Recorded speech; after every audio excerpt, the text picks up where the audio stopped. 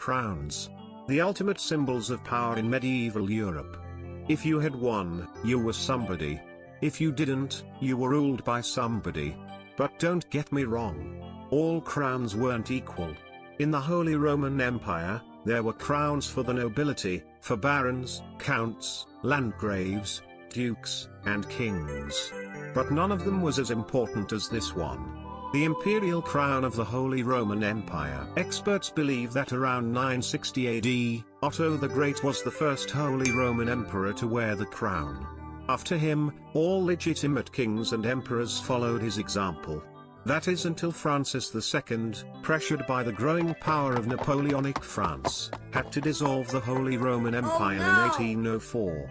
By laying down the crown, Francis ended the story of arguably the strongest and most influential European power in medieval and early modern Europe. The imperial crown itself, however, is not just 3.5 kilograms of gold and jewels thrown together. No. It's actually stacked with meaning that can tell us a lot about how the Holy Roman emperors perceived themselves and also how they wanted to be perceived by their subordinates. But how about we stop waffling and start exploring the crown instead? The first thing one realizes when looking at it from the top, is that it doesn't have a round shape, which, you know, would make sense since our head is round and all. But no, it has an octagonal shape, which references a couple of things. For Christians like our Holy Roman emperors, 8 was the number of eternity, salvation, and baptism. In accordance, Charlemagne's Palatine Chapel in Aachen was also built in an octagonal shape. So it was just fitting to shape the crown like this as well. If you are right now hoping that this was the last religious message on the crown, you are sadly mistaken. If we look at the face and nameplate for example, we can find 12 beautiful gems on each side. Those gems are symbolizing the tribes of Jacob and the 12 apostles of Jesus Christ. The next element of the crown that really catches the eye are the 4 plates with pictures on them. On this plate we have King David, who is holding a banner reading, "The renowned king delights in doing justice." On the next we have King Salomo, on his banner we can read, "Fear the Lord and flee from evil." On the third plate we can see how the prophet, Isaiah, tells King Ezekias that God promised him to prolong his life for another 15 years. On the fourth plate we can see Jesus Christ surrounded by 2 angels, and written above him is, "By me, kings reign." No, don't worry. I am not forgetting to talk about the arch on top. I mean the cross is pretty self-explanatory. More interesting is what was written on the arch itself. On the left side, we have Conrad, by the grace of God. And on the right, Emperor of the Romans, Augustus.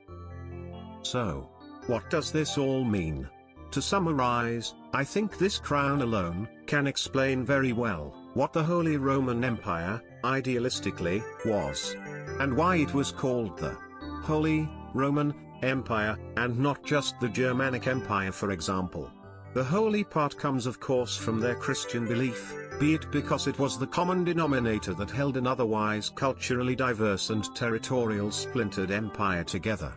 Or be it, because most Holy Roman emperors truly believed that they were the God-chosen representatives of Jesus on earth. Now to the Roman part. Why did they force this connection to the Roman Empire? The answer ties in with the first point.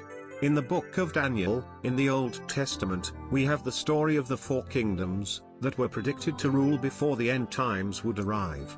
Medieval Christian Europe believed that those 4 empires were the Babylonians, the Persians, the Greeks, and finally the Romans. Therefore, as the Western Roman Empire dissolved in the 5th century BC, the following Frankish kingdoms and later the Holy Roman Empire, were perceiving themselves as the successors of the Roman Empire, since, if they wouldn't be, the end of the world might come knocking on their door. I hope you enjoyed this video. Moving forward I am planning to make more videos about historical artifacts. This time it was a crown, maybe the next time it will be a map, a sword, or a completely different object with an interesting backstory. I hope all is good, and that you will have a pleasant day. Bye.